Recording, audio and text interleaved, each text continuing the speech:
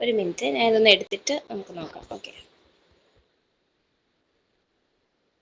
അപ്പോൾ നമ്മൾ Indian national Congress ആണ് ഇന്ന് നമ്മൾ തുടങ്ങുന്ന ഫസ്റ്റ് ടോപ്പിക്. അപ്പോൾ ആദ്യമേ നമുക്ക് നോക്കാനുള്ളത്, ഇപ്പം നമ്മൾ 1857 റിവോൾട്ടൊക്കെ കഴിഞ്ഞ് അങ്ങനെ അതെല്ലാം കഴിഞ്ഞ് നിൽക്കുന്ന ഒരു സമയമാണ്. ഇനി കോൺഗ്രസ് സ്റ്റാർട്ട് ചെയ്യുന്നതിന് മുൻപ് വേറെ കുറച്ച് അസോസിയേഷൻസ് ഉണ്ടായിരുന്നു. അത് ഏതൊക്കെയാണെന്ന് നമുക്ക് ആദ്യമേ നോക്കാം. അപ്പോൾ ആദ്യമേ തന്നെ നമുക്ക് പറയാനുള്ളത് എന്താണെന്ന് വെച്ചിട്ടുണ്ടെങ്കിൽ, ഫസ്റ്റ് അസോസിയേഷൻ എന്ന് പറയുന്നത് ബംഗഭാഷ പ്രകാശിക സഭ എന്ന് പറയുന്നത്. ഇത് 1836 രാജാറാം മോഹൻ റോയ് അസോസിയേറ്റ്സ് ആണ് എന്ത് ചെയ്തത്, ഇത് ആരംഭിച്ചത്. അപ്പോൾ ഈ ബംഗഭാഷ പ്രകാശിക സഭയാണ് ആദ്യത്തെ നമ്മുടെ അസോസിയേഷൻ എന്ന് പറഞ്ഞത്. 1836 അത് വന്നത്. ഇനി ഈസ്റ്റ് ഇന്ത്യൻ അസോസിയേഷൻ ആണ് അടുത്തത്.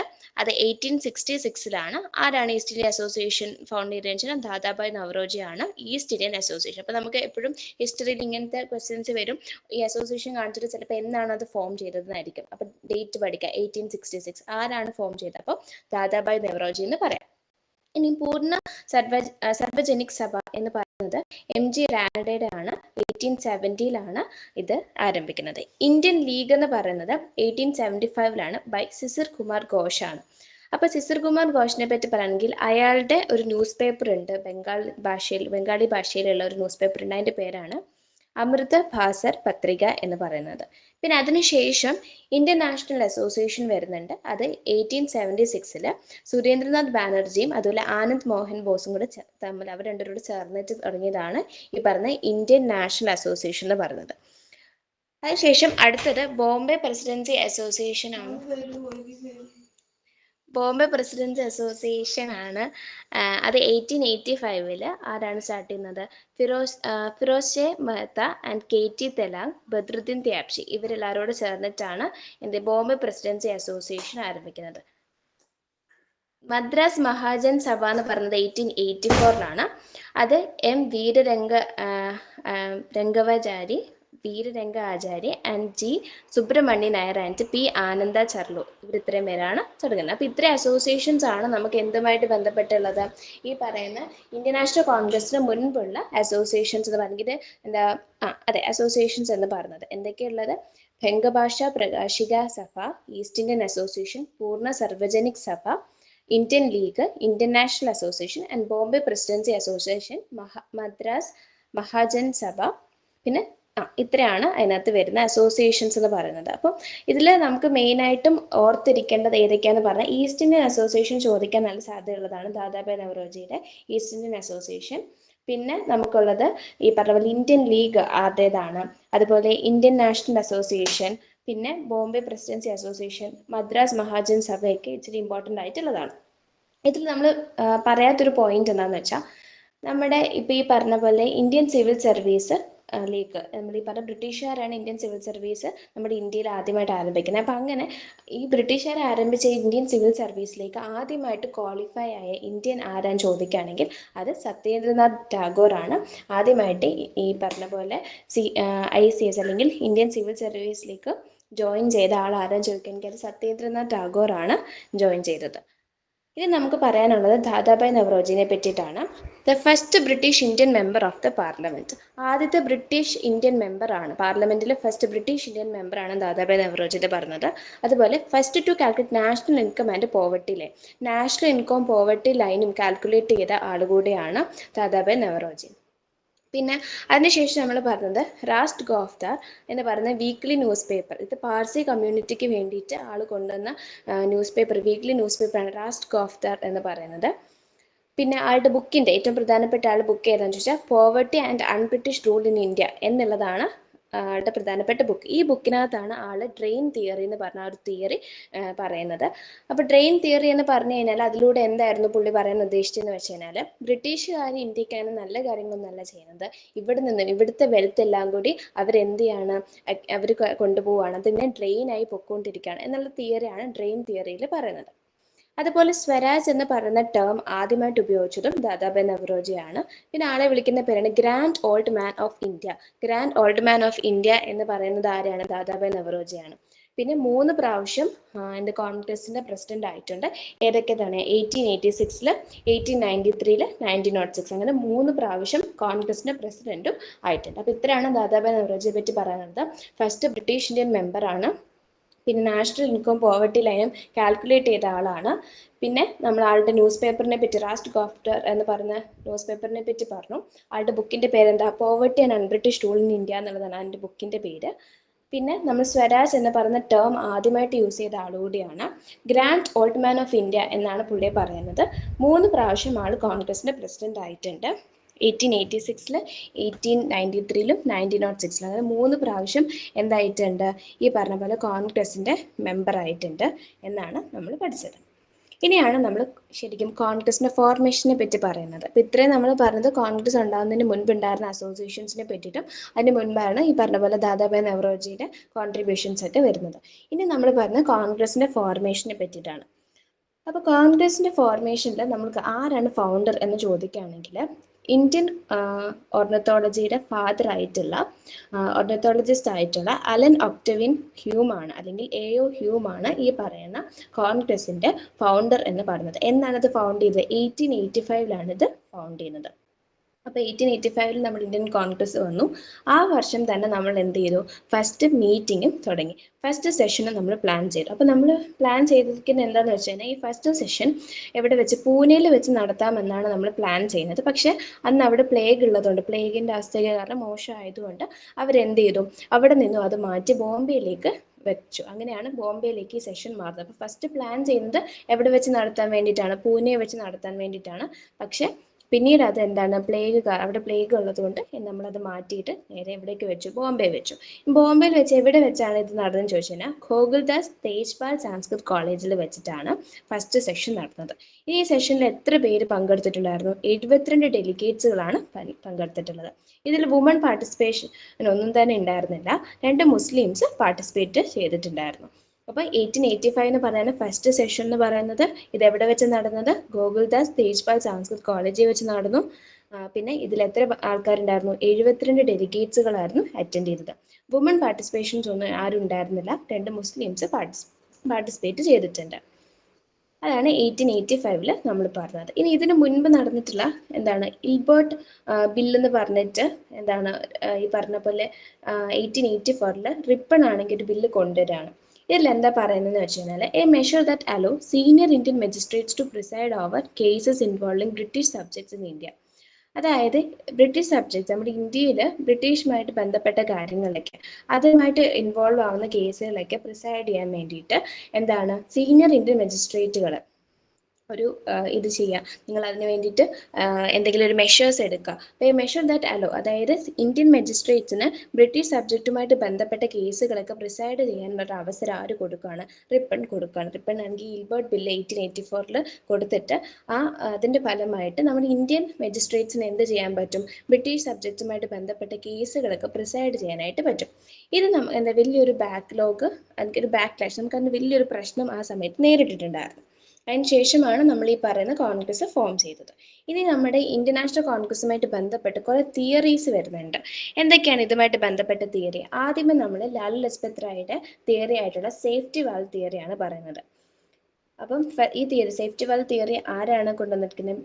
ലാല ലജ്പത് റായ് ആണ് കൊണ്ടുവന്നിരിക്കുന്നത്. ഇനി ലാല ലജ്പത് റായിയുടെ മാഗസീൻ്റെ പേരാണ് യങ് ഇന്ത്യ എന്ന് പറയുന്നത്. ഇനി കോൺസ്പിറസി തിയറി എന്ന് പറയുന്നത് R.P. ദത്ത് കൊണ്ടുവന്നിട്ടുള്ളതാണ് കോൺസ്പിറസി തിയറി എന്ന് പറയുന്നത്. പിന്നെ ലൈറ്റനിങ് കണ്ടക്ടർ തിയറി എന്ന് പറഞ്ഞാൽ ഗോപാൽ കൃഷ്ണ ഗോഖലെ കൊണ്ടുവന്നതാണ്. പിന്നെ ഈ പറഞ്ഞ പോലെ കോൺഗ്രസ് ഫോം ആയ സമയത്ത് ആരായിരുന്നു അന്നത്തെ വൈസ്രോയ് എന്ന് ചോദിക്കുകയാണെങ്കിൽ ഡെഫറിൻ ആണ് അന്നത്തെ വൈസ്രോയ്. അപ്പം Dufferin called Congress a factory of sedition. അപ്പോൾ കോൺഗ്രസിനെ ഒരു ഫാക്ടറി ഓഫ് സെഡീഷൻ എന്നാണ് ഡെഫറിൻ വിളിച്ചിട്ടുള്ളത്. അപ്പം ആ സമയത്ത് നമ്മൾ ഇന്റർനാഷണൽ കോൺഗ്രസ് ഫോം ചെയ്തു. ആ സമയത്ത് വന്നിട്ടുണ്ടായിരുന്ന തിയറീസ് ഏതൊക്കെയാണെന്ന് ചോദിച്ചാൽ, സേഫ്റ്റി വാൽവ് തിയറി ആരുടേതാണ്? ലാല ലജ്പത് റായിയുടേത്. Conspiracy theory R.P. ദത്തിൻ്റെത്. Lightning conductor theory Gopal Krishna ഗോഖലെയുടേത്.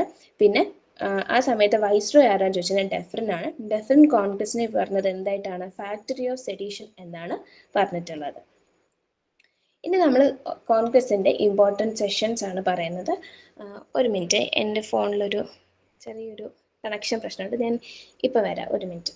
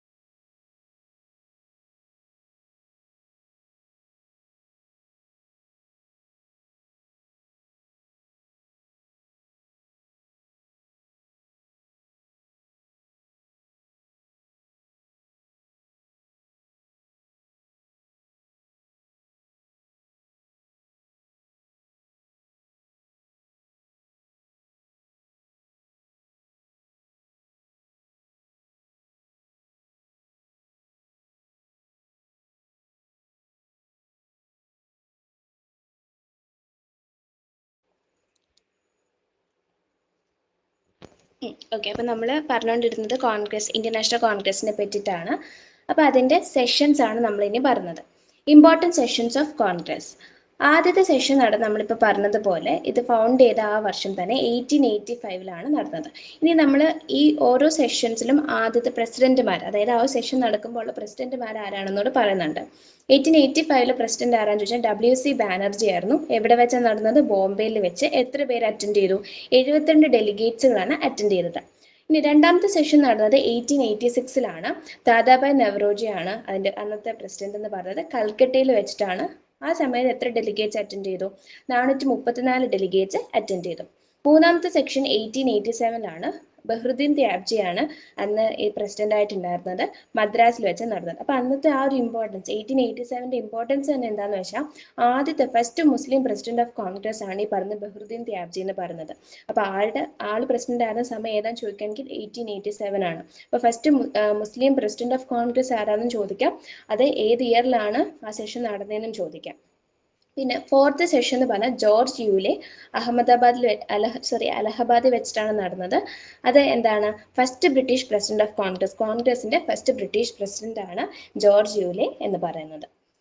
ഇനിയും അടുത്ത് നമ്മൾ പറയുന്നത് 1896 അപ്പോൾ ഇതിപ്പോൾ നോക്കുകയാണെങ്കിൽ ഇത്ര അടുപ്പിച്ചാണ്. 1885, 1886, 1887 ആൻഡ് 1888 ഇത് നമ്മൾ അടുപ്പിച്ച് പറയുന്നതാണ്. ഇനി നമ്മൾ പറഞ്ഞ കുറച്ച് നാൾ കഴിഞ്ഞിട്ട്, അതായത് 1896 1896 കൽക്കട്ടയിൽ നമ്മൾ എന്താണ് നാഷണൽ സോങ് ആയിട്ടുള്ള, നമ്മുടെ നാഷണൽ സോങ് ആയിട്ടുള്ള വന്ദേ മാതരം ആദ്യമായിട്ട് ടാഗോർ പാടുകയാണ്. ഈ വന്ദേ മാതരം എഴുതിയത് ആരാന്ന് ചോദിച്ചാൽ ബങ്കിം ചാറ്റർജിയാണ് ഈ വന്ദേ മാതരം എഴുതിയിട്ടുള്ളത്. അത് ആദ്യമായിട്ട് പാടുന്നത് എന്നാണ് ഈ പറഞ്ഞ 1896 സെക്ഷനിലാണ്. ടാഗോർ ആണത് പാടിയത്. 1901 കൽക്കട്ടയിൽ വെച്ച് നടന്നു. ഈ സമയത്ത് ഗാന്ധി അപ്പിയർ ചെയ്തു. ഗാന്ധി അന്ന് പ്രസിഡന്റ് ആയി എന്നുള്ളതല്ല നമ്മൾ പറഞ്ഞത്, അപ്പിയർ ചെയ്തു. ആ ഒരു സെക്ഷനിൽ ഗാന്ധിജി വന്നിട്ടുണ്ട്. അതാണ് 1901 പറയുന്നത്. 1905 ബനാറസിൽ വെച്ചിട്ടാണ് നടന്നത്. സ്വദേശി മൂവ്മെന്റ് വാസ് ഫോർമലി അഡോപ്റ്റഡ്. ആ സമയത്ത് നമ്മൾ സ്വദേശി മൂവ്മെന്റ് അഡോപ്റ്റ് ചെയ്തു. 1905 ആരായിരുന്നു അന്നത്തെ ഇതെന്ന് പറഞ്ഞാൽ ഗോപാൽ കൃഷ്ണ ഗോഖലെയാണ് അന്നത്തെ പ്രസിഡന്റ് ആയിട്ടുണ്ടായിരുന്നത്. വീണ്ടും 1906 കൽക്കട്ടയിൽ വെച്ച് ദാദാഭായ് നവറോജി ആണ് പ്രസിഡന്റ്. അത് നമ്മൾ 4 റെസൊല്യൂഷൻസ് കൊണ്ടുവന്നു. സ്വരാജ്, സ്വദേശി, ബോയ്ക്കോട്ട്, നാഷണൽ എഡ്യൂക്കേഷൻ. ഈ 4 കാര്യങ്ങൾ നമ്മൾ മുൻപോട്ട് വെച്ചു. ഇതാണ് നമ്മൾ അന്ന് പറഞ്ഞിട്ടുണ്ട്, ആ സെഷനിൽ പറഞ്ഞിട്ടുണ്ടായിരുന്ന 4 റെസൊല്യൂഷൻ: സ്വരാജ്, സ്വദേശി, ബോയ്ക്കോട്ട് ആൻഡ് നാഷണൽ എഡ്യൂക്കേഷൻ എന്ന് പറയുന്നത്. പിന്നീട് 1907 സൂറത്തിൽ വെച്ചിട്ടാണ്. നമുക്കറിയാം 1907 സൂറത്തിൽ വെച്ചിട്ട് എന്താണ് സൂറത്ത് സ്പ്ലിറ്റ് നടക്കുന്നുണ്ട്. അപ്പം അതാണ് അതിൻ്റെ പ്രത്യേകത, അതിൻ്റെ ഒരു ഇമ്പോർട്ടൻസ് എന്ന് പറയുന്നത്. ഇത് RB ഘോഷാണ് എന്ത് ചെയ്തത്, ഇതിൻ്റെ പ്രസിഡന്റ് എന്ന് പറഞ്ഞ സമയത്ത്. ഇവിടെ നമ്മൾ പറഞ്ഞ സൂറത്ത് സ്പ്ലിറ്റ് എന്ന് പറഞ്ഞാൽ എന്താണ്? അവിടെ ഒരു കോൺഗ്രസ് സ്പ്ലിറ്റ് ആണ് സംഭവിക്കുന്നത്. എക്സ്ട്രീമിസ്റ്റ്, മോഡറേറ്റ്സ് എന്ന് പറഞ്ഞ് ഇവരങ്ങ് രണ്ടായിട്ട് തിരിയും. എത്രയും നാളും ഇവരെല്ലാവരും ഒന്നിച്ചാണ്. പക്ഷേ ഈ ഒരു സമയമായപ്പോൾ 1907 ആയപ്പോഴത്തേക്കും ഒരു കൂട്ടം ആൾക്കാർ അവിടെ നിന്ന് മാറിയിട്ട് ഞങ്ങൾ എക്സ്ട്രീമിസ്റ്റ് ആണ് എന്ന് അവർ പറഞ്ഞു. അപ്പോൾ മറ്റേ ഒരു ഗ്രൂപ്പിന് മോഡറേറ്റുമായിട്ട് മാറുകയാണ് ചെയ്യുന്നത്. അങ്ങനെ 1911 കൽക്കട്ടയിൽ വെച്ചിട്ട് നമ്മൾ അടുത്തൊരു ഇമ്പോർട്ടൻസ് എന്താ വെച്ചാൽ നാഷണൽ ആന്തം ആദ്യമായിട്ട് പാടും. ജനഗണമന എന്ന് പറയുമ്പോൾ നാഷണൽ ആന്തം ആദ്യമായിട്ട് പാടുകയാണ്. ഇത് എഴുതിയത് ആരാണ്? രവീന്ദ്രനാഥ് ടാഗോർ ആണ് എഴുതിയത്. അപ്പോൾ 1911 ഈ പറഞ്ഞ പോലെ നാഷണൽ ആന്തം നമ്മൾ ആദ്യമായിട്ട് പാടുന്നത്. ഏത് സെക്ഷനിലാണ്? 1911 സെക്ഷനിൽ കൽക്കട്ടയിൽ നടന്നത്. 1916 ലക്നൌവിൽ വെച്ചിട്ട് അതിനകത്ത് ഒരു അംബിക ചരൺ മസുന്ദർ ആയിരുന്നു അന്നത്തെ president. merger of Congress, the Lucknow Pact signed between Muslim League and INC. ഈ 1960 പ്രത്യേകിച്ച് അന്ന് നമ്മൾ ലക്നൗ പാക്ട് സൈൻ ചെയ്തു. ആരൊക്കെ തമ്മിൽ ലക്നൗ പാക്ട് സൈൻ ചെയ്തത്? മുസ്ലിം ലീഗും ഇന്റർനാഷണൽ കോൺഗ്രസും കൂടിയാണ് ഈ ലക്നൗ പാക്ട് സൈൻ ചെയ്തിട്ടുള്ളത്. 1917 കൽക്കട്ടയിലാണ് നടക്കുന്നത്. Annie Besant, first woman president of the Congress. കോൺഗ്രസിന്റെ ഫസ്റ്റ് വുമൺ പ്രസിഡന്റ് ആണ് ആനി ബെസന്റ്. അത് ചോദിക്കാം. ഇപ്പോൾ ഫസ്റ്റ് മുസ്ലിം പ്രസിഡന്റ് ആരാന്ന് ചോദിക്കാം, first woman president of Congress ആരാന്ന് ചോദിക്കാം. ആരായിരുന്നു first woman president of Congress എന്ന് പറഞ്ഞത്? ആനി ബെസന്റ് ആണ്. 1917 കൽക്കട്ടയിലാണ് ആ സെഷൻ നടന്നത്. 1924 ഇതാ ഞാൻ പറഞ്ഞത്, ഗാന്ധിജി അപ്പിയർ ചെയ്തിട്ടുണ്ട് നമ്മൾ നേരത്തെ ഒരു സെക്ഷനിൽ പറഞ്ഞല്ലേ. പക്ഷേ ശരിക്കും ഗാന്ധിജി പ്രസിഡന്റായിട്ട് വന്നത് 1924 സെക്ഷനിലാണ്. ബെൽഗോം, അത് കർണാടകയിലെ ബെൽഗോം എന്ന് പറഞ്ഞ സ്ഥലത്ത് ഈ പറഞ്ഞ അത് അവിടെ വെച്ചിട്ടാണ് സെഷൻ നടന്നത്. മഹാത്മാഗാന്ധി അന്ന് പ്രസിഡന്റ് ആയിരുന്നു. അപ്പോൾ ഗാന്ധിജി പ്രിസൈഡ് ചെയ്തിട്ടുള്ള ഒരേ ഒരു സെക്ഷൻ എന്ന് പറഞ്ഞത് 1924 ആണ്. അപ്പോൾ അതുകൊണ്ട് അത്രയും ഇമ്പോർട്ടൻസ് അതിനുണ്ട്. 1924 എന്ന് പറഞ്ഞാൽ ഗാന്ധിജി പ്രിസൈഡ് ചെയ്ത ഒരേ ഒരു സെഷനാണ്. എവിടെ വെച്ചാണ്? ബെൽഗം, കർണാടകയിൽ വെച്ചിട്ടാണ് അത് നടന്നിട്ടുള്ളത്. 1925 കാൺപൂരിൽ വെച്ചിട്ട് സരോജിനി നായിഡു പ്രസിഡന്റ് ആവുകയാണ്. സരോജിനി നായിഡുവിനെ പറ്റി പറയുകയാണെങ്കിൽ നമ്മുടെ ഫസ്റ്റ് ഇന്ത്യൻ വുമൺ പ്രസിഡന്റ് ആണ്. ആനി ബെസന്റ് എന്ന് പറഞ്ഞ ഫസ്റ്റ് വുമൺ പ്രസിഡന്റ് ആണ്. പക്ഷെ സരോജിനി നായിഡു എന്ന് പറയുന്ന ഫസ്റ്റ് ഇന്ത്യൻ വുമൺ പ്രസിഡന്റ് ആണ്. അതുപോലെ തന്നെ എന്താണ്, ഉത്തർപ്രദേശിലെ ഫസ്റ്റ് വുമൺ ഗവർണർ കൂടിയായിരുന്നു ആര്? സരോജിനി നായിഡു എന്ന് പറയുന്നത്. ഫസ്റ്റ് ഇന്ത്യൻ വുമൺ പ്രസിഡന്റ് ആരാന്ന് ചോദിക്കുക, ആരായിരുന്നു? സരോജിനി നായിഡു ആണ്. 1929 ലാഹോറിൽ വെച്ചിട്ട് ജവഹർലാൽ നെഹ്റു പ്രസിഡന്റ് ആയിട്ട് വരികയാണ്. അന്ന് ആ സമയത്ത് January 26, 1930 നമ്മൾ എന്താണ് officially declare to be celebrate as first independence. നമ്മൾ ആദ്യമായിട്ട് ഇൻഡിപെൻഡൻസ് ഡേ സെലിബ്രേറ്റ് ചെയ്യാം എന്ന് ഈ പറഞ്ഞ പോലെ January 26, 1930 നമ്മൾ എന്താണ് ഫസ്റ്റ് ഇൻഡിപെൻഡൻസ് ഡേ നമ്മൾ ഇൻഡിപെൻഡൻസ് ഡേ ആയിട്ട് സെലിബ്രേറ്റ് ചെയ്യാൻ വേണ്ടി ഡിക്ലെയർ ചെയ്യുവാണ് ഈ ഒരു സമയത്ത്. ഈ സെഷനിൽ അവർ തീരുമാനിക്കും. മിക്കപ്പോഴും ഈ പറഞ്ഞ കോൺഗ്രസ് സെഷൻസ് നടക്കുന്നത് ഡിസംബറിലാണ്. അപ്പോൾ ഇങ്ങനെ 1929 ഡിസംബറിലായിരിക്കും ഇത് നടന്നത്. ആ സെഷനിൽ ഇവർ പറയുകയാണ് നമ്മൾ അടുത്ത മാസം, അതായത് January 26, 1930 നമുക്ക് എന്ത് ചെയ്യാം, നമ്മൾ അന്നത്തെ ദിവസത്തെ നമ്മൾ ഇൻഡിപെൻഡൻസ് ഡേ ആയിട്ട് നമ്മൾ ഡിക്ലെയർ ചെയ്യാൻ പോവാണ് എന്ന് അവർ തീരുമാനിച്ചു. 1931 കറാച്ചിയിൽ വെച്ചാണ് നടക്കുന്ന. സർദാർ പട്ടേലാണ് അന്നത്തെ പ്രസിഡന്റ് എന്ന് പറയുന്നത്. ഇനി 1937 എന്ന് പറയുന്നത് ഫൈസ്പൂരിൽ വെച്ചിട്ടാണ് നടക്കുന്നത്. ജവഹർലാൽ നെഹ്റു തന്നെയാണ് അതിലും പ്രസിഡന്റ് ആയിട്ടുള്ളത്. ഈ വില്ലേജിൽ ഫൈസ്പൂർ എന്ന് പറഞ്ഞൊരു വില്ലേജാണ്. അങ്ങനെ ഒരു വില്ലേജിൽ നടന്നിട്ടുള്ള സെഷനാണ് ഈ പറഞ്ഞ 1937. 26 January 1930 was declared to celebrate as a first independence. ഇവിടെ നമ്മൾ എന്താണ് ഈ പറഞ്ഞ പോലെ 1930 നമ്മൾ ഫസ്റ്റ് ഇൻഡിപെൻഡൻസ് ഡേ ആയിട്ട് സെലിബ്രേറ്റ് ചെയ്യാൻ തീരുമാനിച്ചിട്ടുണ്ട്. അത് നമ്മൾ ഓൾറെഡി പറഞ്ഞതാണ്. പിന്നെ അടുത്തത് 1932 മുതൽ 1939 വരെ ഗാന്ധിജി വേഴ്സസ് സുഭാഷ് ചന്ദ്രബോസ് ആണ് ഉണ്ടായിരുന്നത്. അപ്പോൾ ഇതിൽ എന്ന് വെച്ചാൽ 1938 സുഭാഷ് ചന്ദ്രബോസ് എന്തായാണ് ഈ പറഞ്ഞ പോലെ പ്രസിഡന്റ് ആയിട്ട് വരികയാണ്. ആ സെഷൻ നടന്നത് ഹരിപുരയിലാണ് സെഷൻ നടന്നത്. അപ്പോൾ അന്നത്തെ സമയത്ത് ഇവർ വോട്ട് ചെയ്തിട്ടാണ് അന്ന് പ്രസിഡന്റിനെ ചൂസ് ചെയ്തത്. അപ്പോൾ അങ്ങനെ അതിൽ ആ ഒരു എലക്റ്റഡ് ആയിട്ട് സുഭാഷ് ചന്ദ്രബോസ് ആണ് അതിൽ എലക്റ്റ് ആയിട്ട് വരുന്നത്. ഗാന്ധിജി സുഭാഷ് ചന്ദ്രബോസ് ആണ് എലക്റ്റ് ആയിട്ട് ഈ പറഞ്ഞ 1938 സെഷനിൽ വരുന്നത്. അങ്ങനെ ഹരിപുരയിൽ ആ സെഷൻ നടന്നു. 1939 ഒരു സെഷൻ നടക്കുന്നുണ്ട് ത്രിപുരയിൽ വെച്ചിട്ട്. അതിലും സുഭാഷ് ചന്ദ്രബോസ് റീഎലക്റ്റഡ് ആയി, വീണ്ടും പ്രസിഡന്റായിട്ട് റീഎലക്റ്റഡ് ആയി. പക്ഷെ ഗാന്ധിജി ആണെങ്കിൽ സുഭാഷ് ചന്ദ്രബോസിന്റെ ഒരു ഫേവറിലായിരുന്നില്ല ആ സമയത്ത്. അതുകൊണ്ട് തന്നെ എന്താണ് കോൺഗ്രസ് പ്രസിഡന്റിൽ നിന്നും ആള് റിസൈൻ ചെയ്യുകയും ചെയ്തു. പിന്നീട് ഡോക്ടർ രാജേന്ദ്ര പ്രസാദ് എന്തായിട്ട് മാറി? ഈ പറഞ്ഞ പോലെ 1939 പ്രസിഡന്റ് ആയിട്ട് വരുന്നു. Madan Mohan Malaviya presided INC session most number of times. ഇനി നമ്മൾ പറഞ്ഞത് ഈ INC സെഷനുകളിൽ ഏറ്റവും കൂടുതൽ തവണ അത് ആ സെഷൻ പ്രിസൈഡ് ചെയ്ത ആൾ ആരാ ചോദിക്കുകയാണെങ്കിൽ മദൻ മോഹൻ മാലവ്യയാണ്. ഇപ്പം നമ്മൾ ഈ പറഞ്ഞ സെഷൻസ് കൂടാണ്ട് എല്ലാ വർഷങ്ങളും സെഷൻ നടക്കുന്നുണ്ട്. എല്ലാത്തിനെയും പറ്റി നമ്മൾ പഠിക്കേണ്ട ആവശ്യമില്ല. ഇമ്പോർട്ടൻസ് ആയിട്ടുള്ള സെഷൻസ് നമ്മൾ പറഞ്ഞത് ഇത്രയും. അപ്പം അങ്ങനെ നോക്കുന്ന സമയത്ത് ഈ സെഷൻസ് ഏറ്റവും കൂടുതൽ തവണ സെഷൻസ് പ്രിസൈഡ് ചെയ്ത ആൾ ആരാന്ന് ചോദിക്കുകയാണെങ്കിൽ ആരാണ്? മദൻ മോഹൻ മാളവ്യയാണ് ഏറ്റവും കൂടുതൽ തവണ പ്രിസൈഡ് ചെയ്തത്. KB കൃപാലിനി എന്ന് പറഞ്ഞാണ് president of the last session of an unindependent India. Unindependent ഇന്ത്യയുടെ ഏറ്റവും ലാസ്റ്റ് പ്രസിഡന്റ് ആരാന്ന് ചോദിച്ചാൽ KB കൃപാലിനിയാണ്. അതുപോലെ തന്നെ also during the time of independence, ഇൻഡിപെൻഡൻസിന് മുൻപും ഇൻഡിപെൻഡൻസിന് ടൈമിലും, ഇൻഡിപെൻഡൻസിന്റെ ആ ഒരു ടൈമിലും അതുപോലെ ഇൻഡിപെൻഡന്റ് ആവുന്നതിന് മുൻപത്തെ ആ ലാസ്റ്റ് സെഷൻ ആരാണ് പ്രിസൈഡ് ചെയ്തത്? KB കൃപാലിനിയാണ്. യങ്ങസ്റ്റ് പ്രസിഡന്റ് ഓഫ് INCയുടെ ഏറ്റവും യങ്ങസ്റ്റ് പ്രസിഡന്റ് ആരാന്ന് ചോദിക്കുകയാണെങ്കിൽ അബ്ദുൽ കലാം ആസാദ് ആയിരുന്നു യങ്ങസ്റ്റ് പ്രസിഡന്റ്. അപ്പൊ ഇത്രയാണ് നമ്മുടെ ഇന്റർനാഷണൽ കോൺഗ്രസിന്റെ സെഷൻസിനെ പറ്റി നമുക്ക് പറയാനുള്ളത്. ഇനി ഓരോ ഗവർണർ ജനറൽസും നമുക്കറിയാം. ഈ സമയത്ത് നമ്മൾ ഇപ്പം ഈ 1857 റിവോൾട്ട് ഒക്കെ നടക്കുന്ന സമയത്ത് നമുക്ക് എന്തുണ്ടായിരുന്നു? ഓരോരോ ചാർട്ടർ ആക്ടുകൾ ഒക്കെ ഉണ്ടായിരുന്നു. അങ്ങനെ ഓരോ ചാർട്ടർ ആക്ട് സമയത്ത് ഗവർണർ ജനറൽമാര് പിന്നെ വൈസ് റോയ്സ് ഒക്കെ വന്നു എന്നൊക്കെ നമ്മൾ പഠിച്ചിട്ടുണ്ട്. അപ്പൊ ഇനി ഓരോ സമയത്ത് ഓരോ കാലഘട്ടത്തിൽ ഉണ്ടായിരുന്ന ഗവർണർ ജനറൽസ് ആരൊക്കെയാണ് നമ്മൾ പറഞ്ഞത്. ഫസ്റ്റ് ഗവർണർ ജനറൽ 1773 മുതൽ 85 വരെ ഉണ്ടായിരുന്ന ആളാണ് ബാരൻ ഹാസ്റ്റിംഗ് എന്ന് പറയുന്നത്. അപ്പോൾ പുള്ളിയുടെ സമയത്താണ് റെഗുലേറ്റിംഗ് ആക്ട് വരുന്നത്.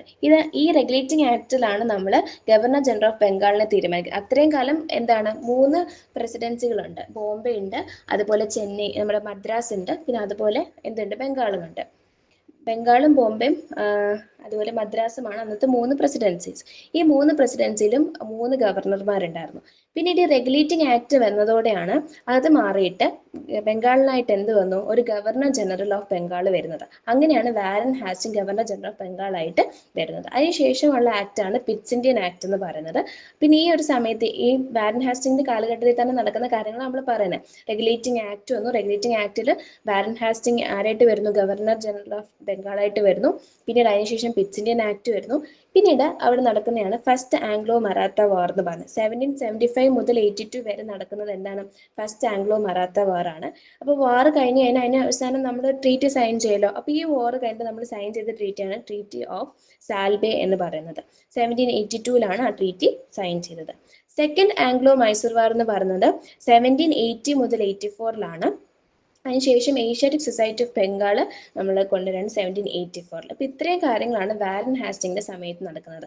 റെഗുലേറ്റിംഗ് ആക്ട് നടന്നു, പിറ്റ്സ് ഇന്ത്യൻ ആക്ട് വന്നു, അതുപോലെ ഫസ്റ്റ് ആംഗ്ലോ മറാത്ത വാർ നടന്നു, സെക്കൻഡ് ആംഗ്ലോ മൈസൂർ വാർ നടന്നു, അതിനുശേഷം ഏഷ്യാറ്റിക് സൊസൈറ്റി ഓഫ് ബംഗാൾ വരികയാണ് ചെയ്തിട്ടുള്ളത്.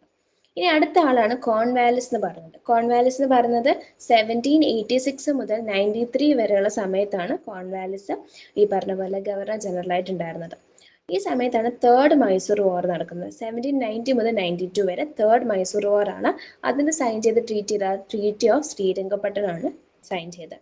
പിന്നെ പെർമനന്റ് സെറ്റിൽമെന്റ് എന്ന് പറഞ്ഞിട്ട് 1793 വരുന്നുണ്ട്. പിന്നെ കോൺവാലിസ് മരിക്കുന്നത് ഈ പറഞ്ഞ പോലെ ഇന്ത്യയിൽ വെച്ചിട്ടാണ് ആൾ മരിക്കുന്നത്. ആളുടെ ടോംബ് എവിടെ ഉണ്ട്, ഗസിപൂർ എന്ന് പറഞ്ഞ ഖാസിപൂർ എന്ന് പറഞ്ഞ സ്ഥലത്ത് ആളുടെ ടോംബ് ഉണ്ട്, നമ്മുടെ കോൺവാലിസിന്റെ tomb. He was a father of Indian civil service. Indian civil സർവീസിന്റെ ഫാദർ നമ്മൾ വിളിക്കുന്നത് ആരെയാണ്, കോൺവാലിസിനെയാണ് നമ്മൾ വിളിക്കുന്നത്. അടുത്ത ആളാണ് വെല്ലസ്ലി എന്ന് പറയുന്നത്. വെല്ലസ്ലി എന്ന് പറയുന്നത് 1798 മുതൽ 1805 വരെ ഉണ്ടായിരുന്ന സമയത്താണ് വെല്ലസ്ലി ഉള്ളത്. സെക്കൻഡ് മറാത്ത വാർ ആണ് നടക്കുന്നത് 1803 മുതൽ 1805 വരെ സെക്കൻഡ് മറാത്ത വാർ ആണ്. ഫോർത്ത് മൈസൂർ വാർ 1799 നടന്ന ഫോർത്ത് മൈസൂർ വാർ നടന്നു. പിന്നെ treaty of Bassein 1802 signed during his tenure between Baji Rao second and British East India company. ഈ വെല്ലസ്ലി ഉണ്ടായിരുന്ന സമയത്താണ്, പുള്ളിയുടെ ആ ഒരു കാലഘട്ടത്തിലാണ് ട്രീറ്റി ഓഫ് ബസൈൻ നമ്മൾ സൈൻ ചെയ്യുന്നത്. ആരൊക്കെ തമ്മിൽ സൈൻ ചെയ്തത്, ഭാജി റാവു സെക്കൻഡും ബ്രിട്ടീഷ് ഈസ്റ്റ് ഇന്ത്യ കമ്പനിയും കൂടി തമ്മിൽ സൈൻ ചെയ്തിട്ടുള്ള ട്രീറ്റാണ് ട്രീറ്റി ഓഫ് ബസൈൻ എന്ന് പറഞ്ഞ 1802. ആരായിരുന്നു ആ സമയത്ത് ഗവർണർ ജനറൽ എന്ന് ചോദിച്ചാൽ വെല്ലസ്ലി ആയിരുന്നു ആ സമയത്ത് ഗവർണർ ജനറൽ എന്ന് പറയുന്നത്.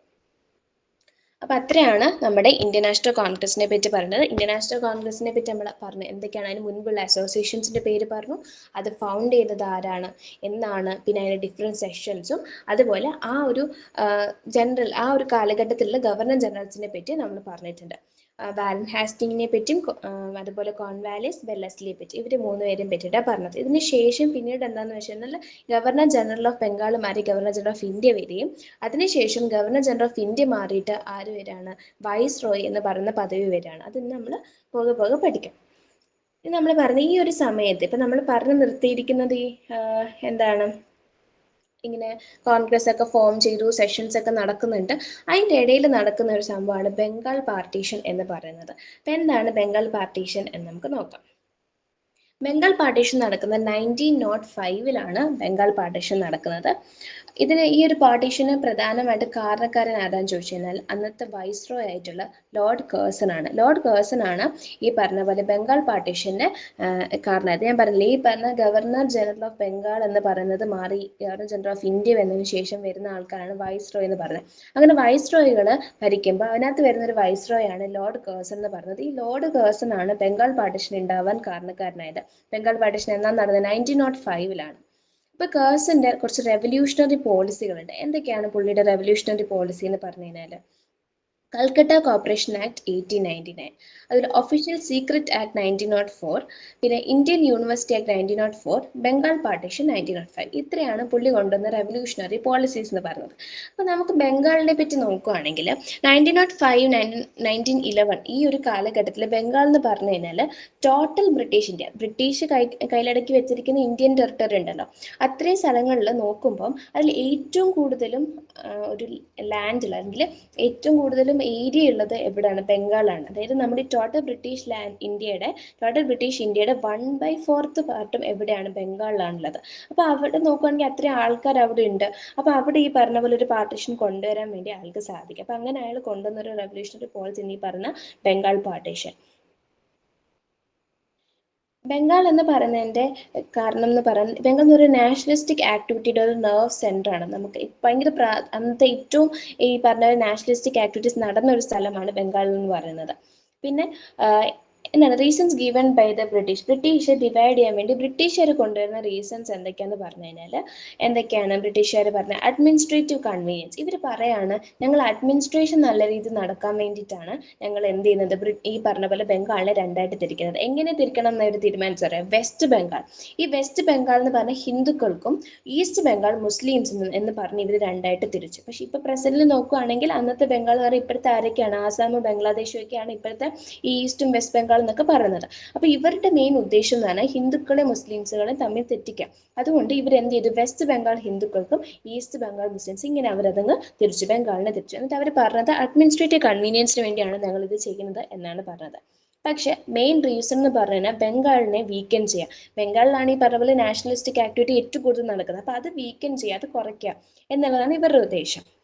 അങ്ങനെ ജൂലൈ 1905 ഇവർ എന്ത് അനൗൺസ് ചെയ്തു? ഞങ്ങൾ ഇത് ബംഗാൾ ഡിവൈഡ് ചെയ്യാൻ പോവാണ് എന്ന് തീരുമാനിച്ചു. അങ്ങനെ എന്താണ് 1905 എന്താണ് ഇവർ ഇത് നിലവിൽ വന്നു. ഒക്ടോബർ 1905 അത് നിലവിൽ വന്നു. 1905 കോൺഗ്രസിന്റെ സെഷനിൽ വെച്ചിട്ട്, അത് ബനാറസിൽ വെച്ചാണ് നടന്നത്. അതുപോലെ ഗോപാൽകൃഷ്ണ ഗോഖലെയാണ് അന്നത്തെ പ്രസിഡന്റ് എന്ന് പറയുന്നത്. പുള്ളി എന്ത് ചെയ്തു? ആ ഒരു കോൺഗ്രസ് സെക്ഷനിൽ അവർ ആന്റി പാർട്ടീഷൻ മൂവ്മെന്റ് അല്ലെങ്കിൽ സ്വദേശി മൂവ്മെന്റ് അവർ അപ്രൂവ് ചെയ്തു. അപ്പോൾ ഇതിനെതിരെയാണ്, ഈ പറഞ്ഞ ബംഗാൾ പാർട്ടീഷനെതിരെയാണ് സ്വദേശി മൂവ്മെന്റ് നമ്മൾ എന്ത് ചെയ്ത് തീരുമാനിച്ചത്. അപ്പോൾ അങ്ങനെ ആന്റി പാർട്ടീഷൻ മൂവ്മെന്റ് ആ സെഷനിൽ അവർ തീരുമാനിച്ചു. നമ്മൾ ഈ പറഞ്ഞ പോലെ സ്വദേശി മൂവ്മെന്റ് നടത്താൻ പോവുകയാണ്. ഈ സ്വദേശി മൂവ്മെന്റിലൂടെ അവർ എന്താ ഉദ്ദേശിച്ചത്? ഫോറിൻ ഗുഡ്സും പ്രോഡക്റ്റും ഒക്കെ നമുക്ക് കംപ്ലീറ്റ്ലി ബോയ്ക്കോട്ട് ചെയ്യാം, അതൊന്നും നമ്മളിനി ഉപയോഗിക്കേണ്ട എന്നാണ് സ്വദേശി മൂവ്മെന്റിൽ അവർ പറയുന്നത്. നേരത്തെ ഇതിൻ്റെ ഒരു പ്രൊക്ലമേഷൻ നടന്നിട്ടുണ്ടായിരുന്നത് 7th ഓഗസ്റ്റ് 1905 കൽക്കട്ട ടൗൺ ഹാളിൽ വെച്ചിട്ടാണ് സ്വദേശി മൂവ്മെന്റ് ഫോർമൽ പ്രൊക്ലമേഷൻ. ശരിക്കും ആ ഒരു പ്രൊക്ലമേഷൻ നടക്കുന്നത് 1905 7th ഓഗസ്റ്റിലാണ് അതിൻ്റെ ആ ഒരു പ്രൊക്ലമേഷൻ നടക്കുന്നത് എന്നാണ് പറയുന്നത്. 1906 കൽക്കട്ട സെഷൻ ഓഫ് കോൺഗ്രസ് ദാദാഭായ് നവറോജിയാണ് പ്രിസൈഡ് ചെയ്തത്. അതിൽ അവർ 4 ഇമ്പോർട്ടൻറ്റ് റെസൊല്യൂഷൻ നമ്മൾ ഓൾറെഡി പറഞ്ഞു. ഇതിൻ്റെ ഫലമായിട്ട് ഈ 1905 ഈ പറഞ്ഞാൽ ബംഗാൾ പാർട്ടീഷൻ സംഭവിച്ചു. അപ്പോൾ നമ്മൾ തീരുമാനിക്കുകയാണ് നമ്മൾ എന്ത് ചെയ്യാൻ പോവാണ്? സ്വദേശി മൂവ്മെന്റ് ഡിക്ലെയർ ചെയ്യാൻ പോവാണെന്ന്. അങ്ങനെ ഡിക്ലെയർ ചെയ്തു. അതിനുശേഷം നടന്ന 1906 സെഷനിൽ വെച്ചിട്ട് ദാദാഭായ് നവറോജി 4 കാര്യങ്ങളാണ് മുൻപോട്ട് പറഞ്ഞെങ്കിൽ ആ ഒരു സെഷനിൽ അവർ തീരുമാനിക്കുന്ന 4 റെസൊല്യൂഷൻസ് ആണ്. എന്തൊക്കെയാണ്? Swaraj as A goal adopted. നമ്മുടെ ഗോൾ എന്ന് പറയുന്നത് സ്വരാജ് ആണെങ്കിൽ സ്വന്തം രാജ്യമെങ്കിൽ സെൽഫ് ഇൻഡിപെൻഡന്റ് ആയിട്ട് നിൽക്കുക എന്നുള്ളതാണ് നമ്മുടെ ഗോൾ എന്ന് പറയുന്നത്. ഫോറിൻ ഗുഡ്സ് നമ്മൾ ബോയ്ക്കോട്ട് ചെയ്യുക, സ്വദേശി, അതായത് നമ്മുടെ ഇന്ത്യയിലുള്ള നാഷണൽ പ്രൊഡക്ട്സ് ഉപയോഗിക്കുക, നാഷണൽ എഡ്യൂക്കേഷൻ കൗൺസിൽ അങ്ങനെ നമ്മൾ കൊണ്ടുവന്നു. അപ്പോൾ ഇനി 4 റെസൊല്യൂഷൻസുകളാണ് നമ്മൾ ആ ഒരു സെക്ഷൻ 1906 സെക്ഷനിൽ നമ്മൾ കൊണ്ടുവരുന്നത്. പിന്നീട് 1907 വെച്ചിട്ട് സൂറത്ത് സ്പ്ലിറ്റ് ഉണ്ടാവുകയാണ്. സൂറത്ത് സ്പ്ലിറ്റ് ഉണ്ടാവുക എന്ന് പറഞ്ഞു കഴിഞ്ഞാൽ ഇപ്പം നമുക്കറിയാം തുടക്കം മുതലേ ഇതിനകത്ത് ബ്രിട്ടീഷുകാരും ഒക്കെ ഈ പറഞ്ഞ പോലെ കോൺഗ്രസിനകത്ത് ഒരു ഭാഗമായിരുന്നു. അങ്ങനെ കോൺഗ്രസ് ബ്രിട്ടീഷുകാരുടെ തീരുമാനങ്ങളോടൊക്കെ നല്ല രീതിയിൽ പൊക്കോണ്ടിരുന്നതാണ്. പിന്നെ ഇങ്ങനെ ഈ ഒരു 1907 ആയ സമയത്തും കോൺഗ്രസിൽ തന്നെ അങ്ങോട്ടും ഇങ്ങോട്ടും തർക്കങ്ങളൊക്കെ ഉണ്ടായി. അതിനുള്ളിൽ തന്നെ ആളുകൾ തമ്മിൽ ഭയങ്കരമായിട്ട് വേറെ വേറെ ചിന്താഗതികളായി. അങ്ങനെ ഇവരെന്ത് ചെയ്തു? കോൺഗ്രസ് തന്നെ 2 ഫോമായിട്ട് തിരിഞ്ഞു. എക്സ്ട്രീമിസ്റ്റ് എന്നും മോഡറേറ്റ്സ് എന്നും പറഞ്ഞ് അവർ രണ്ടായിട്ട് തിരിഞ്ഞു. അതിനാണ് സൂറത്ത് സ്പ്ലിറ്റ് എന്ന് പറയുന്നത്. അത് 1907 ആണ് നടക്കുന്നത്. അപ്പോൾ മോഡറേറ്റ് ആളുകളുടെ മെത്തേഡ്സ്, അവർ ഉപയോഗിച്ചിരുന്ന മെത്തേഡ്സ് എന്താ വെച്ചാൽ 3 P ആണ്. PPP എന്തൊക്കെയാണ്? Prayer, petition, protest. പ്രെയർ ചെയ്യുക, നമ്മൾ അവരോട് യാചിക്കുക, എന്താണ് ബ്രിട്ടീഷുകാരോട് യാചിക്കുക. പെറ്റീഷൻ കൊടുക്കുക, പ്രൊട്ടസ്റ്റ് നടത്തുക. ഇതാണ് ആരുടെ മെത്തേഡ്സ്? മോഡറേറ്റ്സിന്റെ മെത്തേഡ്. ഈ മോഡറേറ്റ്സ് ഗ്രൂപ്പിൽ വരുന്ന ആൾക്കാർ ആരൊക്കെയാണെന്ന് വെച്ചാൽ SN Banerjee, KK Mitra, GK Gokhale, ഇവരൊക്കെയാണ് എന്ത് വരുന്നത്? മോഡറേറ്റ്സിൽ വരുന്നത്. ഇവരുടെ വ്യൂസ് എല്ലാം എക്സ്പ്രസ് ചെയ്യുന്നത് പെറ്റീഷനുകളിലൂടെയും ന്യൂസ് പേപ്പറിലൂടെയും പാംപ്ലെറ്റ്സിലൂടെയൊക്കെയാണ്. അതായത് അവർ സാധാരണ രീതിയിൽ ചുമ്മാ സമരം നടത്തുക, ന്യൂസ് പേപ്പറിൽ കൂടെ അവരുടെ വ്യൂസ് പറയുക, അങ്ങനെയൊക്കെയാണ് അവരവരുടെ വ്യൂസ് എക്സ്പ്രസ് ചെയ്തുകൊണ്ടിരുന്നത്. എന്നാൽ എക്സ്ട്രീമിസ്റ്റ് ആൾക്കാരെന്ന് പറഞ്ഞു കഴിഞ്ഞാൽ ഇത് ആരൊക്കെയാണ് എക്സ്ട്രീമിസ്റ്റിൽ വരുന്നത്? ലാല ലജ്പത് റായ്, ബാലഗംഗാധര തിലക്, ബിപിൻ ചന്ദ്രപാൽ, ഔരോബിന്ദോ ഘോഷ്, ഇവരൊക്കെയാണ് എക്സ്ട്രീമിസ്റ്റ് ഗ്രൂപ്പിൽ വരുന്ന ആൾക്കാർ. അപ്പോൾ ഇവർ അഡോപ്റ്റ് ചെയ്ത മെത്തേഡ്സ് എന്തൊക്കെയാണെന്ന് പറഞ്ഞാൽ had hated for the foreign rule വേണ്ട, ബ്രിട്ടീഷ് ആരെയും നമുക്ക് വേണ്ട എന്നാണ് അവർ പറഞ്ഞത്. Since no hope could be derived from it, അതിൽ നിന്ന് നമുക്ക് പ്രത്യേകിച്ച് ഒരു പ്രതീക്ഷയും വേണ്ട. India should work out their own salvation, നമ്മൾ അവരുടെ അടിമകളായി തന്നെ കിടക്കും, നമുക്കത് പ്രത്യേകിച്ച് ഒരു ഹോപ്പില്ല. അതുകൊണ്ട് അവർക്ക് ഈ പറഞ്ഞ പോലെ ഫോറിൻ റൂൾസ് ഉണ്ട്, അവർ ഭയങ്കര ഹേറ്റഡ് ആയിരുന്നു, അവർക്ക് ഭയങ്കര ദേഷ്യമായിരുന്നു. Swaraj to be the goal of national movement, നമ്മുടെ നാഷണൽ മൂവ്മെന്റിന്റെ ഗോൾ എന്ന് പറഞ്ഞത് സ്വരാജ് ആയിരിക്കണം എന്നാണ് എക്സ്ട്രീമിസ്റ്റ് പറയുന്നത്. ഡയറക്റ്റ് പൊളിറ്റിക്കൽ ആക്ഷൻ റിക്വയർഡ്, ഇവർ ഇൻഡയറക്റ്റ് ആയിട്ട് ഒന്നും തന്നെ ചെയ്യുന്നത് ഡയറക്റ്റ് ആയിട്ട് തന്നെ കുറെ പൊളിറ്റിക്കൽ ആക്ഷൻസ് എടുക്കണം എന്ന് തീരുമാനിക്കുകയാണ്. Belief in the capacity masses to challenge authority, masses നമ്മുടെ ആളുകളുടെ ആ ഒരു കപ്പാസിറ്റിയിൽ അവർ വിശ്വസിക്കുന്നു. ഈ പറഞ്ഞ അതോറിറ്റിയെ ചലഞ്ച് ചെയ്യാൻ നമ്മുടെ ആളുകളെ കൊണ്ട് സാധിക്കും എന്നാണ് അവർ വിശ്വസിക്കുന്നത്. Personal sacrifice required and true nationalist to be always ready for it, ഒരു പേഴ്സണൽ സാക്രിഫൈസ് നമുക്ക് ഇതിന് ആവശ്യമാണ്. നമ്മൾ ചിലപ്പം ഈ പറഞ്ഞ പ്രൊട്ടസ്റ്റിൽ നമ്മൾ മരണപ്പെട്ടേക്കാം, അപ്പോൾ ആ ഒരു സാക്രിഫൈസ് നമുക്ക് ആവശ്യമാണ്. അപ്പോൾ ഒരു ട്രൂ നാഷണലിസ്റ്റ് എന്ത് അതിന് റെഡി ആയിരിക്കണം എന്നാണ് ഇവർ പറയുന്നത്. പിന്നെ സമിതി സ്വദേശ് ബന്ധബ് സമിതി ബൈ അശ്വിൻ കുമാർ ദത്ത അറ്റ് ബാർസെ, ഇപ്പോഴത്തെ ബംഗ്ലാദേശ് ആയിട്ടുള്ള ബാരിസൽ എന്ന് പറയുന്ന സ്ഥലത്ത് അശ്വിൻ കുമാർ ദത്ത ഫോം ചെയ്താണ് സമിതി സ്വദേശ് ബന്ധബ് സമിതി എന്ന് പറയുന്നത്. പിന്നീട് നാഷണൽ എഡ്യൂക്കേഷൻ സെന്റേഴ്സ് കൊണ്ടുവന്നു. ഇൻഡിജീനിയസ് എന്റർപ്രൈസസ്, സ്വദേശി സ്റ്റീം നേവിഗേഷൻ കമ്പനി കൊണ്ടുവരികയാണ്. വി.ഒ. ചിദംബരം പിള്ളை, തമിഴ്നാട്ടിലെ വി.ഒ. ചിദംബരം പിള്ളை കൊണ്ടുവരുന്നതാണ് സ്വദേശി സ്റ്റീം നേവിഗേഷൻ കമ്പനി എന്നൊക്കെ പറഞ്ഞ്. അങ്ങനെ അവർ കുറച്ച് കാര്യങ്ങളൊക്കെ അവരിങ്ങനെ കൊണ്ടുവന്നിട്ടുണ്ടായിരുന്നു. ഇന്ന് നമ്മൾ പറയുന്ന ബാലഗംഗാധര തിലകിനെ പറ്റിയാണ്. ആള് നമ്മൾ എന്തും വിളിക്കും, ലോകമാന്യ തിലക് എന്നും വിളിക്കാറുണ്ട്. പുള്ളി organised Ganapati Shivaji festival to attract and mobilise the youth. Ganapati Shivaji ഫെസ്റ്റിവലൊക്കെ പുള്ളി ഓർഗനൈസ് ചെയ്തു. എന്തിനു വേണ്ടിയിട്ടാണ്? യൂത്ത് ആയിട്ടുള്ള ആളുകളെ അട്രാക്ട് ചെയ്യാൻ വേണ്ടിയിട്ടാണ് പുള്ളി ഇങ്ങനത്തെ ഈ പറഞ്ഞ പോലെ ഗണപതി ശിവജി ഫെസ്റ്റിവൽസ് ഒക്കെ നടത്തി മഹാരാഷ്ട്രയിൽ. ഫാദർ ഓഫ് ഇന്ത്യൻ അൺറസ്റ്റ് എന്നാണ് പുള്ളി പറയുന്നത് ബൈ വാലന്റൈൻ ചിറോൾ. വാലന്റൈൻ ചിറോൾ ആളുടെ ബുക്കിൽ, ഇന്ത്യൻ അൺറസ്റ്റ് എന്ന് പറയുന്ന ബുക്കിൽ വാലന്റൈൻ ചിറോൾ പറയുന്നത് ഇദ്ദേഹത്തിന് എങ്ങനെയാണ് പറയുന്നത്, ഫാദർ ഓഫ് ഇന്ത്യൻ അൺറസ്റ്റ് എന്നാണ് പറയുന്നത്. ബാലഗംഗാധര തിലകിന്റെ 2 ന്യൂസ് പേപ്പേഴ്സ് ഉണ്ട്. ഇംഗ്ലീഷിൽ പബ്ലിഷ് ചെയ്ത ന്യൂസ് പേപ്പറാണ് മറാത്ത എന്ന് പറയുന്നത്. മറാത്തിയിൽ എഴുതിയിട്ടുള്ള ന്യൂസ് പേപ്പറാണ് കേസരി എന്ന് പറയുന്നത്.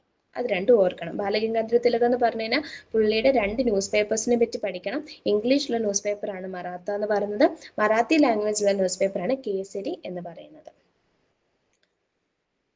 ഇനി ഈ പറഞ്ഞ പോലെ ആന്റി പാർട്ടിഷൻ മൂവ്മെന്റ് നടക്കുന്ന സമയത്ത് ഉണ്ടാകുന്ന ന്യൂസ് പേപ്പേഴ്സ് ഏതൊക്കെയാണ് എന്ന് നോക്കുകയാണെങ്കിൽ ഹിതാബാദി എന്ന് പറയുന്ന ന്യൂസ് പേപ്പർ ഉണ്ടായിരുന്നു. അത് ആരുടെയാണ്?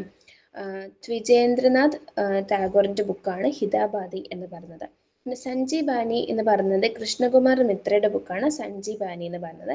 ബംഗാളി എന്ന് പറയുന്ന ബുക്ക് സുരേന്ദ്രനാഥ് ബാനർജി അല്ലെങ്കിൽ ഗിരീഷ് ചന്ദ്ര ഘോഷിന്റെ ബുക്കാണ്, ന്യൂസ് പേപ്പറാണ്. അപ്പോൾ ഈ 3 ന്യൂസ് പേപ്പർ പഠിക്കാം. ഹിതാബാദി എന്ന് പറയുന്നത് ദ്വിജേന്ദ്രനാഥ് ടാഗോറിൻ്റെത്, സഞ്ജീബാനി എന്ന് പറഞ്ഞ കൃഷ്ണകുമാർ മിത്രയുടേത്, ബംഗാളി എന്ന് പറഞ്ഞ സുരേന്ദ്രനാഥ് ബാനർജി അല്ലെങ്കിൽ ഗിരീഷ് ചന്ദ്ര ഘോഷിന്റെ ബുക്കുകളാണ്.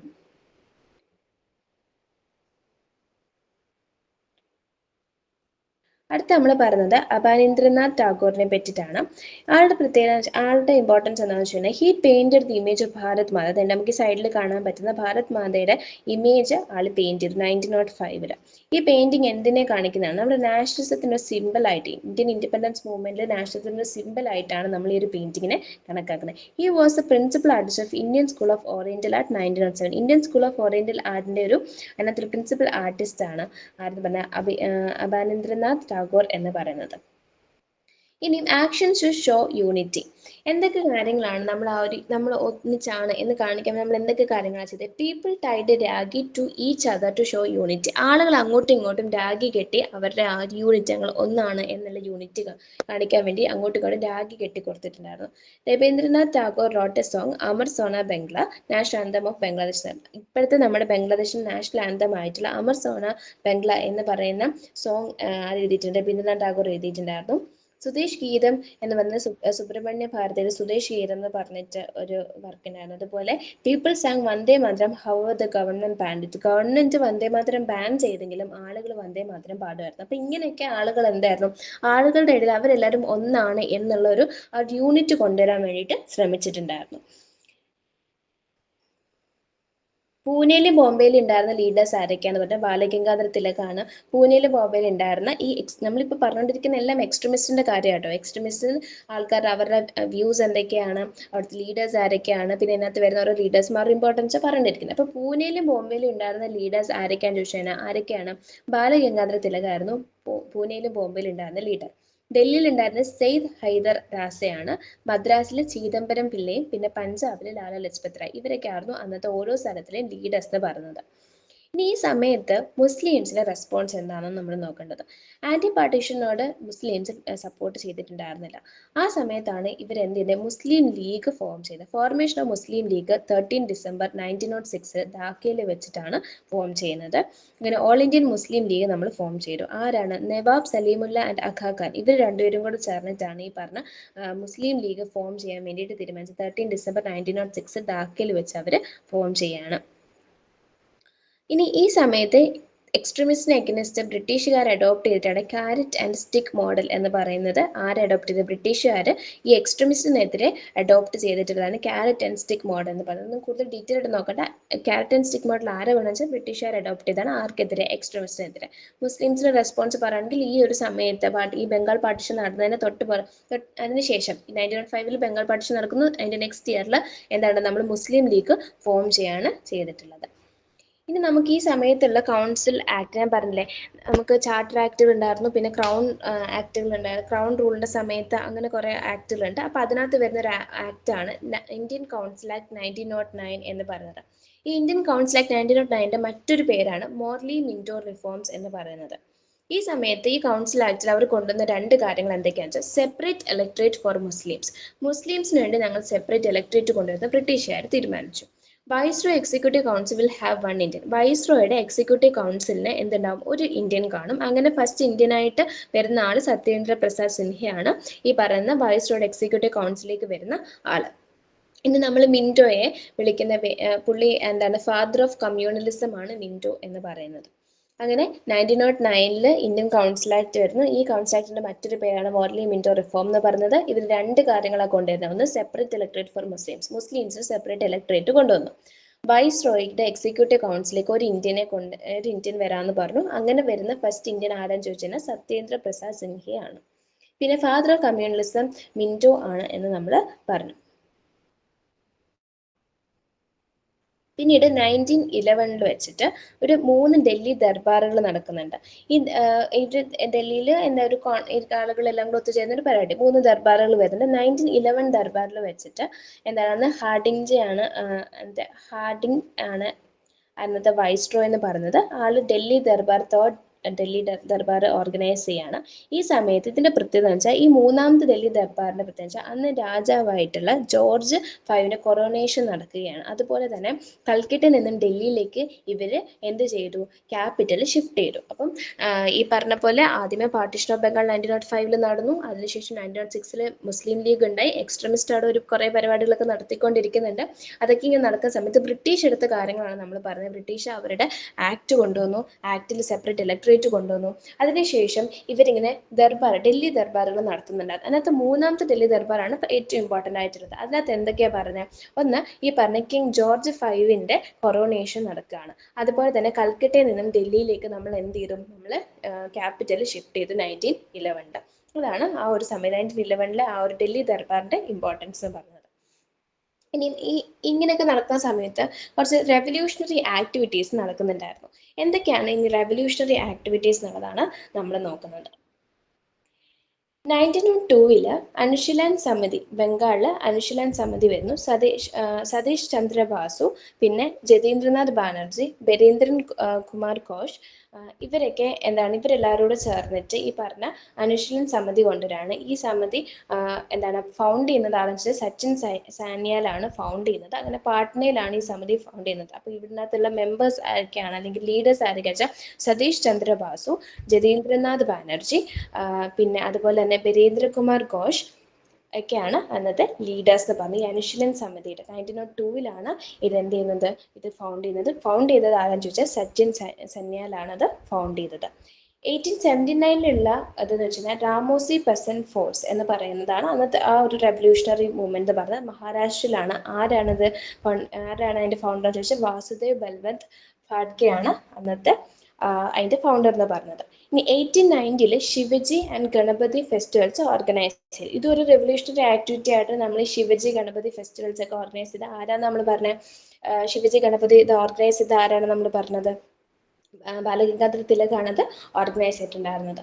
1897 ചപ്പേക്കർ ബ്രദേഴ്സ് ദാമോദർ ഹരി ചപ്പേക്കർ ആൻഡ് ബാലകൃഷ്ണ ഹരി ചപ്പേക്കർ ഇവരൊക്കെ എന്താ അസാസിനേറ്റഡ് WC റാൻഡ് അസാസിനേറ്റ് ചെയ്തിരുന്നത്. അപ്പം ഈ ചപ്പേക്കർ ബ്രദേഴ്സ് നടത്തിയത് ഈ ചപ്പേക്കർ ബ്രദേഴ്സ് ആരൊക്കെയാണ്? ദാമോദർ ഹരി ചപ്പേക്കറും അതുപോലെ ബാലകൃഷ്ണ ഹരി ചപ്പേക്കറും ഇവരെന്താ അസാസിനേറ്റ് WC റാൻഡിനെ അസാസിനേറ്റ് ചെയ്തു. പ്ലേ കമ്മീഷണർ ഓഫ് പൂനെ ആയിരുന്നു ഈ പറഞ്ഞ WC റാൻഡ് എന്ന് പറഞ്ഞത്. ആളെ എന്ത് ചെയ്തു? അവർ അസാസിനേറ്റ് ചെയ്ത് പിടിച്ചുകൊണ്ട് പോയി, പിടിച്ച് തടവിലാക്കി. പിന്നെ 1899 Mitra Mela by Savarkar brothers in പൂനെയിലെ സവാർക്കർ ബ്രദേഴ്സ് ചേർന്ന് മിത്രമേള നടത്തി. 1904 Mitra Mela was merged with Abhinav Bharat society. Abhinav Bharat സൊസൈറ്റിയുമായിട്ട് മിത്രമേള മെർജ് ചെയ്യിപ്പിച്ചു 1904. ഈ പറഞ്ഞ അഭിനവ് ഭാരത് സൊസൈറ്റി ആരാണ് നയിച്ചിരുന്നത്? VD സവാർക്കർ ആയിരുന്നു നയിച്ചിരുന്നത്. 1908 അലിപ്പുരി ബോംബ് കോൺസ്പിറസി നടക്കുന്നു, അല്ലെങ്കിൽ മനിക് ടോള ബോംബ് കോൺസ്പിറസി നടക്കുകയാണ് ചെയ്യുന്നത്. പിന്നെ പ്രഫുല്ല ചാക്കി കമ്മിറ്റഡ് സൂയിസൈഡ്. അതിനുശേഷം നമ്മൾ പറയുന്നത് ഖുദിരം ബോസ് അല്ലെങ്കിൽ കനൈലാൽ ദത്ത എന്ന് പറയുന്നത് ആളാണെങ്കിൽ എന്താ trial was held against them. അവർക്കെതിരെ ട്രയൽ നടത്തിയിരുന്ന ഈ ഖുദിരം ബോസ് അല്ലെങ്കിൽ കനൈലാൽ ദത്തയ്ക്കെതിരെ ട്രയൽ നടത്തിയിട്ടുണ്ടായിരുന്നു. Killed the witness who saw them throwing bomb. ഇവർ ബോംബ് എറിയുന്നത് കണ്ട വിറ്റ്നസ്സുകളൊക്കെ ഇവർ കൊന്നുകളഞ്ഞു എന്നാണ് പറഞ്ഞത്. 1905 ഇന്ത്യൻ ഹോം റൂളും ഇന്ത്യൻ ഹൗസും വരാണ് ബൈ ശ്യാംജി കൃഷ്ണവർമ്മ. ശ്യാംജി കൃഷ്ണവർമ്മയുടേതാണ് ഇന്ത്യൻ ഹോം റൂളും അതുപോലെ ഇന്ത്യൻ ഹൗസ് എന്ന് പറയുന്നത്. ഇനി ശ്യാംജി കൃഷ്ണവർമ്മയുടെ ജേണലിന്റെ പേര് എന്താണ്? ദ സോഷ്യോളജിസ്റ്റ് ആണ് അയാളുടെ ജേണലിന്റെ പേര്. അപ്പൊ ഇത്ര റെവല്യൂഷണറി ആണ് നടന്നത്. പിന്നെ ഉള്ളത് ബാക്കി റെവല്യൂഷണറീസ് എന്തൊക്കെയാന്ന് പറഞ്ഞു കഴിഞ്ഞാൽ 1909 മദൻ ലാൽ ഗിംഗ്ര കിൽഡ് കേഴ്സൺ വൈലി. മദൻ ലാൽ ഗിംഗ്ര ആണെങ്കിൽ കേഴ്സൺ വൈലിനെ എന്ത് ചെയ്തു? അയാളെ കൊന്നു. അതുപോലെ 1909 AMT Jackson killed Anant Laxman ഖാൻറെ. ഈ പറഞ്ഞ AMT ജാക്സൺ ആരെ കൊല്ലുന്നു?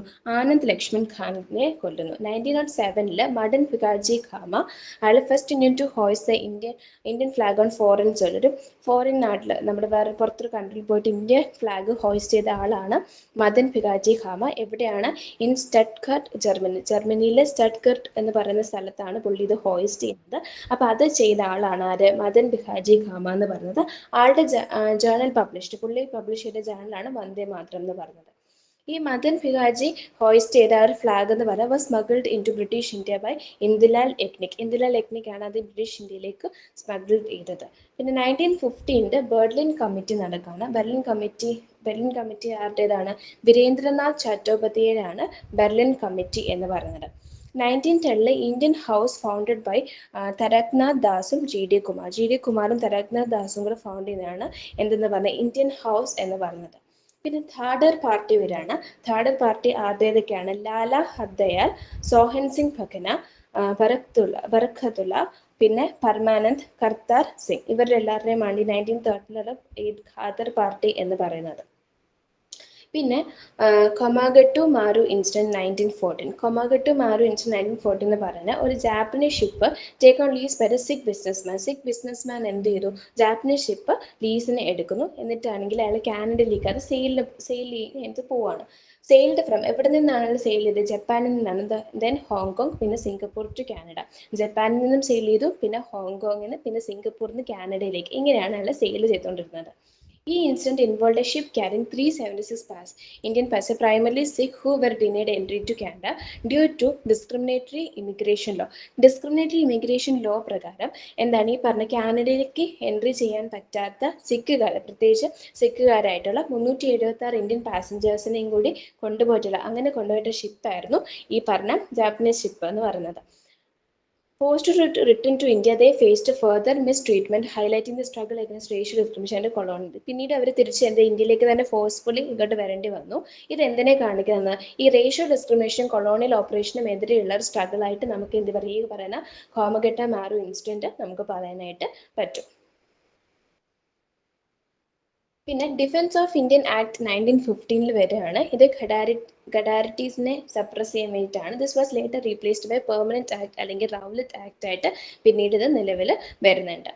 1914 മൂന്ന് സെക്ഷൻസുകളുണ്ട്: മോഡറേറ്റ്, എക്സ്ട്രീമിസ്റ്റ്, റെവല്യൂഷണറീസ്. അപ്പോൾ നമ്മൾ ആദ്യമേ നമ്മൾ പറഞ്ഞു 1907 വെച്ചിട്ട് ഇവർ എന്തായിട്ട് സ്പ്ലിറ്റ് ആയി, ഈ പറഞ്ഞ പോലെ മോഡറേറ്റ്, എക്സ്ട്രീമിസ്റ്റ് ഒക്കെ ആയിട്ട് സ്പ്ലിറ്റ് ആയി എന്ന് പറഞ്ഞു. അതിനുശേഷം 1914 ആയപ്പോഴത്തേക്കും നമ്മൾ ഇന്ത്യൻ നാഷണൽ കോൺഗ്രസ് 3 സെക്ഷൻസ് ആയി: മോഡറേറ്റ്, എക്സ്ട്രീമിസ്റ്റ്, പിന്നെ റെവല്യൂഷണറീസ്. അങ്ങനെ മൂന്നായിട്ട് മാറി. ഇന്ത്യൻസ് എന്ന് പറയുന്നത് മോഡറേറ്റ്സും എക്സ്ട്രീമിസ്റ്റും ആണ്. Extremist were supporting, moderates were supporting as a matter of duty. അപ്പോൾ ഈ പറയുന്ന മോഡറേറ്റും എക്സ്ട്രീമിസ്റ്റും ഒക്കെ ഇന്ത്യക്കാരാണ് വരുന്നത്. പിന്നെ allies of first world war. First world വാറിൻ്റെ അലീസ്. ഫസ്റ്റ് വേൾഡ് വാർ നടക്കുന്നത് ഈ ഒരു സമയത്ത് 1914 ആണ് ഫസ്റ്റ് വേൾഡ് വാർ നടക്കുന്നത്. ആ സമയത്ത് വരുന്ന ആൾക്കാർ, വിൻ ചെയ്ത ആൾക്കാർ ആരൊക്കെയാണെന്ന് ചോദിച്ചാൽ Belgium, France, Great Britain, Italy, Japan, Russia, USA ഒക്കെയാണ് അന്നത്തെ വിൻ ചെയ്യുന്ന ആൾക്കാർ എന്ന് പറയുന്നത്. സെൻട്രൽ പവറായിട്ട് Austria, Hungary, Bulgaria, Germany and Ottoman empire ആണ് വരുന്നത്. അപ്പോൾ 1914 ആയപ്പോഴത്തേക്കും വേൾഡ് വാർ ഒക്കെ നടക്കുന്ന സമയം ആയിട്ടുണ്ട്. പിന്നീട് ഹോം റൂൾ ലീഗ് 1916 വരെയാണ്. 2 ഹോം റൂൾ ലീഗുകളാണ് ഉണ്ടായിരുന്നത്. ഒന്ന് ബാലഗംഗാധര തിലക് നയിക്കുന്നത്, അതുപോലെ മറ്റൊന്ന് ആനി ബെസന്റ് നയിക്കുന്നത്. ബാലഗംഗാധര തിലകിന്റെ ഹെഡ് ക്വാർട്ടേഴ്സ് എന്ന് പറഞ്ഞാൽ പൂനെയിലാണ്. First home rule league by Balagangadhara Tilak. ഇത് ഫസ്റ്റ് ഹോം റൂൾ ലീഗ് എന്ന് പറഞ്ഞ ബാലഗംഗാധര തിലകാണ് കൊണ്ടുവരുന്നത്. ഇത് എവിടെയാണ് അതിന്റെ ഹെഡ് ക്വാർട്ടേഴ്സ്? പൂനെയിലാണ് അതിന്റെ ഹെഡ് ക്വാർട്ടേഴ്സ് എന്ന് പറയുന്നത്. ആനി ബെസന്റ് എന്ന് പറഞ്ഞ കുറേ ബ്രാഞ്ചസ് ഉണ്ട്. ആളുടെ ഹെഡ് ക്വാർട്ടേഴ്സ് മദ്രാസിലാണ്. ഇനി ആനി ബെസന്റ് എഴുതിയിട്ടുള്ള 2 മാഗസീൻസ് ഏതൊക്കെയാ വെച്ചാൽ ന്യൂ ഇന്ത്യയും പിന്നെ കോമൺവെൽത്ത്. ഇത് രണ്ടുമാണ് ആനി ബെസന്റിന്റെ 2 മാഗസീൻസ് എന്ന് പറയുന്നത്. പിന്നീട് നമ്മൾ പറഞ്ഞ ലക്നൗ സെക്ഷൻ ആണ് 1916. അംബികാചരൺ മസുംദാറിന്റെ ആണ്, അല്ലെങ്കിൽ AC മസുംദാറിന്റെ ആണ് ഈ ലക്നൗ സെക്ഷൻ എന്ന് പറയുന്നത്. അപ്പം നേരത്തെ സെക്ഷനിൽ എന്ത് സംഭവിച്ചു?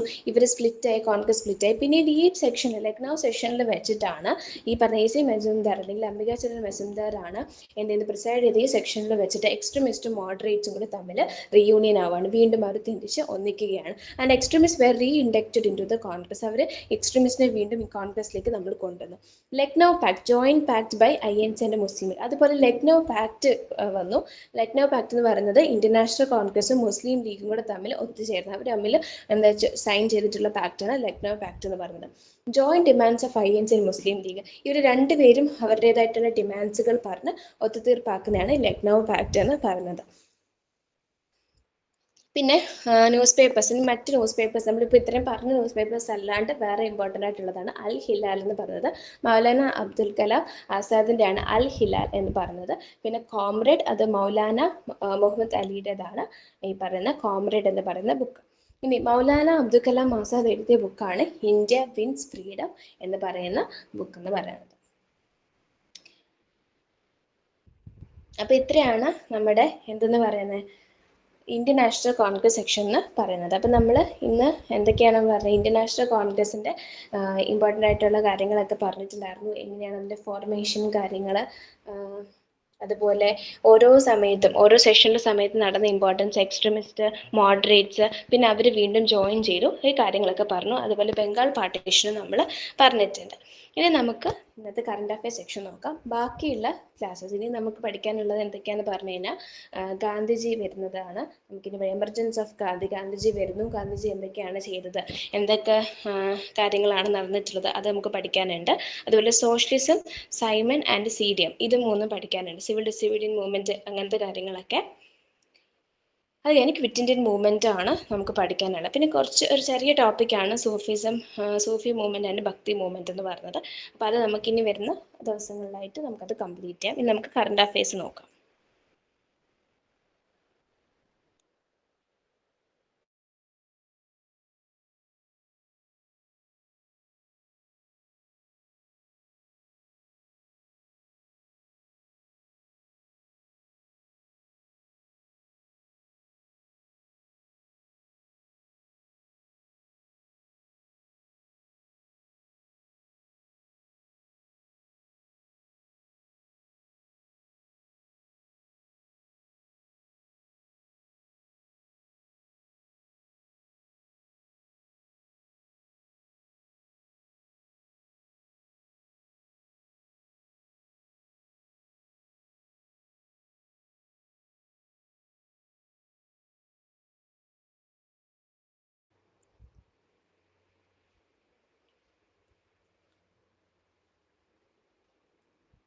ഇന്നത്തെ കറണ്ട് അഫയേഴ്സിൽ നമുക്ക് നോക്കാനുള്ള ന്യൂസ് എന്തൊക്കെയാണെന്ന് വെച്ച് കഴിഞ്ഞാൽ ഫസ്റ്റ് വൺ തന്നെ നമ്മൾ പറയുന്നത് ദീർഘവാദി കൃഷക് പുഞ്ചി സഹകർ യോജന എന്ന് പറഞ്ഞാണ്. ഇത് to strengthen long term credit. അപ്പോൾ ഈ നാഷണൽ കോർപ്പറേഷൻ ഡെവലപ്മെന്റ് കോർപ്പറേഷൻ ഇതൊരു സ്റ്റാറ്റ്യൂട്ടറി ഓർഗനൈസേഷൻ. ഇപ്പോൾ തുടങ്ങിയതേ ഉള്ളൂ.